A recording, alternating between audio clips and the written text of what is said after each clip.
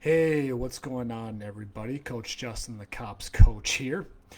And today we are going to cover the fat burning without running. How I help my cop dads with these under 45-minute workouts without having to run a single mile. Now, I don't say that because I hate running. I actually started getting into running, but when I talk to a lot of cop dads, when they hate running, but they feel like that they have to do it because that's the only way they know how to do cardio. And they want, whether it's for heart health, increase their stamina for foot chases or chasing their kids, they want to have a method of doing that. But perhaps that they just find it boring. Perhaps it's cold as hell outside. They don't want to run outside or on a treadmill. So put in the comments, actually, if you love running or if you hate running. By the end of this training, again, if you watch the full video and stay to the end, I will hand out some of my workout templates that I have my students do. So, otherwise, if you're joining me live or if you're watching the replay, just put in the comments, like, what kind of workouts are you doing? Like, are you doing a more of a bodybuilding regimen? Doing a chest day, leg day, arm day? Are you doing just more running? Are you doing more HIIT style, high intensity interval training like you've done maybe in the academy or boot camp? So put in the comments the kind of training that you're doing, and put in the comments like the goals that you are working toward. Because as a coach, and I will talk about the mistakes that I have made, I always try to gear the workout regimen to the goal. Yet many of us get stuck in doing workouts that we've always done, even if it's not the most efficient way. So I'm not going to go in depth on this video, but there is a video that I have recorded, the 2 biggest mistakes that I see cop dads make when they want to burn the spare tire off, but they don't want to do any running. So if you want that video, just put in the comments mistakes, and I'll send that to you. But in a nutshell, like, they attach themselves to an identity, and they're not open to learning new skills. And they may want to train like a bodybuilder, but they don't eat like one. So this video is for you if your goal is to lose body fat, lose weight. This is for you if you're trying to gain toneness, if you're trying to improve your physique. This is for you if you are looking to basically look fitter, like you want to see your abs and you want to have some muscle definition, but you don't want to look like a bodybuilder.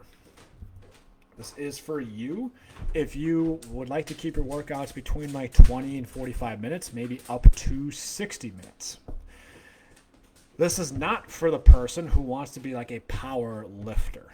So if you're looking to lift like really heavy weights, like, this isn't for you. This specific video isn't for you if your main goal is muscle hypertrophy or muscle mass. There's a difference between muscle mass, like trying to get my bicep to be bigger in size, versus toneness, versus definition. For those who want to have that physique, then you're looking at fat loss, and this video is for you. So, how do I do this? How do I help people improve their stamina? How do I help them have this physique, get this under 45 minutes, where they can do it at a gym or at home? And the answer that has worked for me, now it's not the only way, because we know with fat loss, like, you just got to be in a calorie deficit so you can do that with eating. But if we're talking about exercise regimen, what's worked for me and my students are kettlebells. So put in the comments kettlebells. And I guess I'll take you back to back to 2020, when like my coach urged me to get a kettlebell certification. I worked for her for 2 years. I was up at that point like a barbell dumbbell guy. She knew I wanted to help first responders and cops. Part of that mistake was that I attached myself to the identity of that I wasn't that kind of person. Well, I trained for a kettlebell certification for 6 months. And when I ran 6 months later, and I hadn't done any running, I was like 10 seconds behind my 2-mile time. And I was already at a fast 2-mile time. Like I was at a 13-minute, 15-second 2-mile time. It's not like an Olympian, no, but for a cop, I thought I was pretty fast. And I was at 13:25. With these workouts in my fat burner program that I have my students do inside the Cop Transformation Academy, I lost 10 pounds in my first month. And I was 180 pounds. I went to 100. I didn't think I had 10 pounds to lose. So if you don't know how to do the kettlebells, put in the comments kettlebell exercises, and I will tag you into some of my introductory videos of the movements that you should learn right away. I break it down Barney style like a kindergartner, so that even though, and just like all my students that have come into the academy, they may have had a bare minimum of experience of doing it in a circuit, but none of them formally knew how to do a kettlebell exercise, but they were open-minded. And the results showed for themselves. Dave dropped like 14% body fat in 4 months. Adam has lost 30 pounds in his first 3 months. Rick has burned off his love handles. And he was like, Rick specifically was like a bro lifter for like 4 years, but couldn't really get rid of the stubborn belly fat. So if you want to learn how to do the kettlebells, I'm not going to put that in this video because I have videos for that already. Just put in the comments kettlebell exercises, and I'll tag you into introductory videos that you should start with first. Then the question becomes, well, once I learn these kettlebell exercises, what are some ways that I can formulate a workout?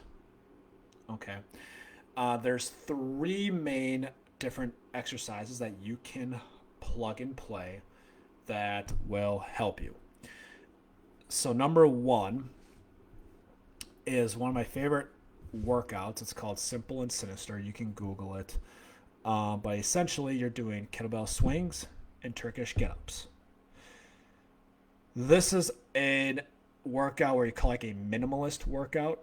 Put in the comments minimalist, meaning like if you are a person who wants to get the most bang for your buck by doing the shortest workouts or doing the fewest exercises, these 2 are going to check a lot of boxes: kettlebell swings and Turkish get-ups. And essentially you do 10 sets of 10 swings. You rest as needed. If you need some sort of direction about how much rest, maybe do a set on the minute every minute. And then you do 10 sets of Turkish get-ups, 10 sets of 1, like you do 5 on your left, 5 on the right, and you alternate between your left and right.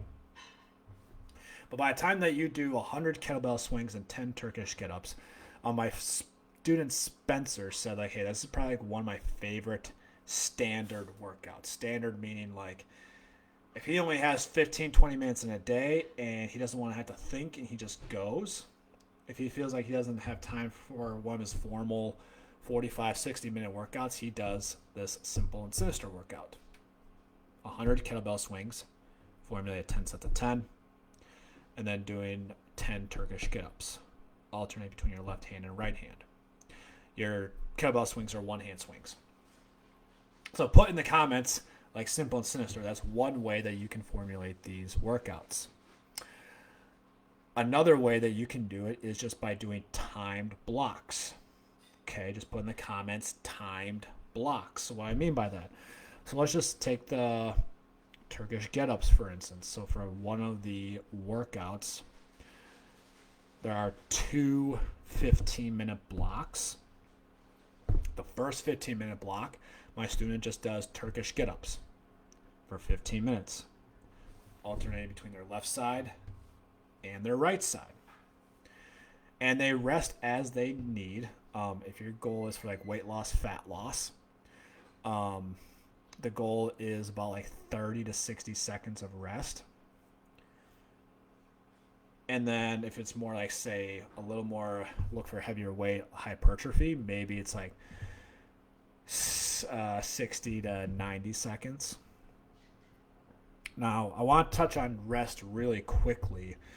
Like, you want to make sure that you're not like doing a HIIT workout where you are just like running on like high effort and like you're feeling like you're out of breath and your form is sloppy and your rep speed isn't great and you just keep going. This is where I talk to my students about like 5 stop signs. So put in the comments 5 stop signs. Like if your body feels one of these things, then you need to rest more. By treating the stop sign as a yield sign, you can risk injury. You can risk excessive muscle soreness. I'll touch on it really quickly, but the 5 stop signs are if your rep speed slows down. So if you're getting out of the push-up, this is your rep speed, and then all of a sudden you go, it's slow. The rest between your reps increases. So let's just say this natural pause is my rest. Now if I need to rest a little longer, okay. If your form is sloppy, your technique starts slacking. If you're feeling out of breath, like if you can't talk comfortably, if you can't connect short sentences, if you are like this, then you need to rest more. And then on a scale of 1 to 10 of like how much effort you're doing, 10 being very, very high, the max, 1 low, and it's a 9 out of 10 or a 10 out of 10. So anyway, like you want to make sure you're not blowing past one of these stop signs. So anyway, 15-minute blocks. Sorry to get off track, but like I want to make sure that it's one of those moments where the American culture is that you just do more, mental toughness. And we want to use that sparingly versus just like the go-to mode all the time. So, but 15-minute blocks. So I had the students doing like 15 minutes of Turkish get-ups. They rest about 3 minutes, and then they'll do like 15 minutes going in between doing goblet squats and kettlebell rows for 15 minutes. And it's very easy on the mind because like for the first block, my student just has to focus on get-ups. Doesn't take a lot of brain effort. They can just execute. They can just execute doing like squats and rows. Okay. So you can do timed blocks to formulate your workouts. So again, put in the comments timed blocks. And lastly, you can do ladders. Rep ladders. So put in the comments rep ladders. Okay. Again, I wish I had a whiteboard here. You know, that's what I'm trying to find the streaming service. Trying to figure out the technical stuff so I can have my little whiteboard. But a rep ladder is a great way where you can get a lot of volume, a lot of reps without going to failure for every single set. You can get more work in a session, and you're going to feel recovered enough so then you can train the next day versus taking an entire day off. So a rep ladder means like, let's just say like if you're used to doing say like 5 sets of 10. And if during the 5 sets, it's always like 10, 10, 10, 10, 10. A rep ladder is that you're not doing the same amount of reps each set.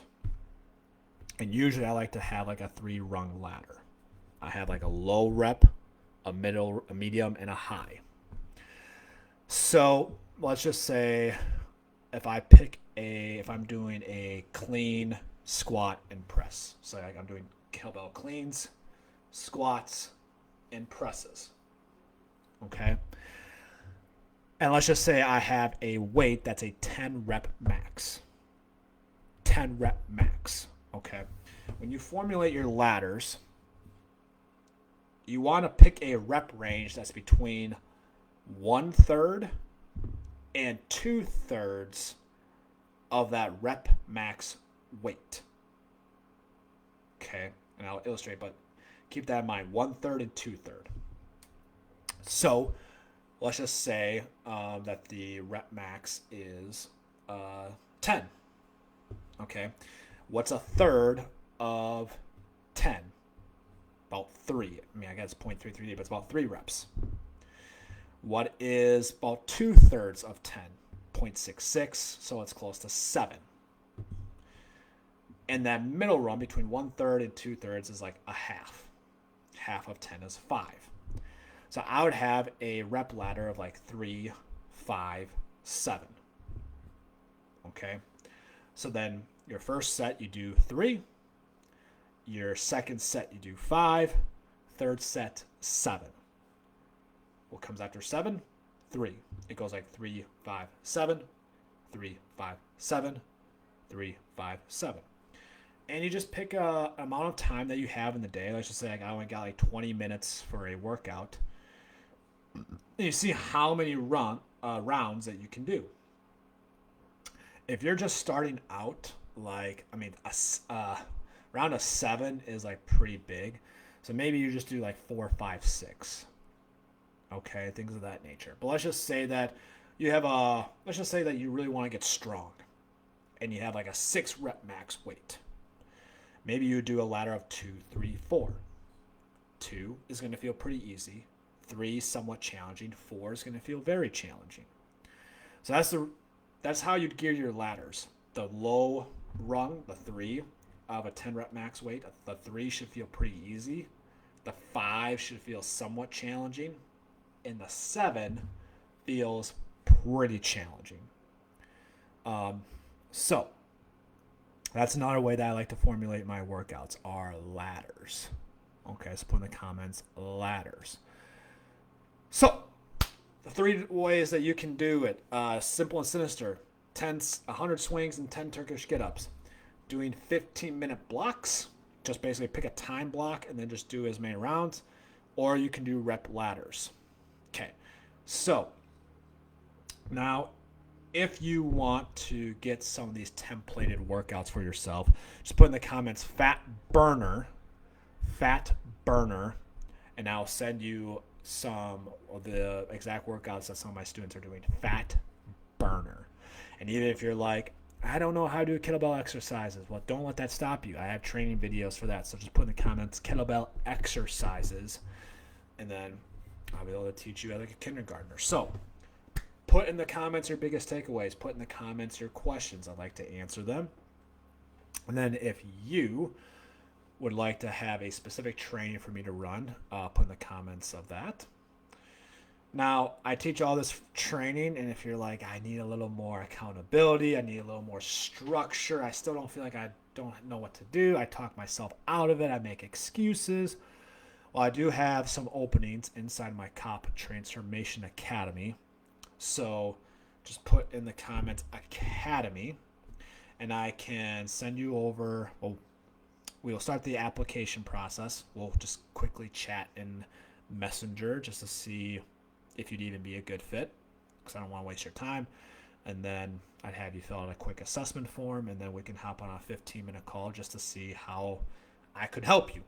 So put in the comments Academy if you want to learn more details about the COP Transformation Academy. Take care, everybody. Stay safe, and I'll see you guys next week.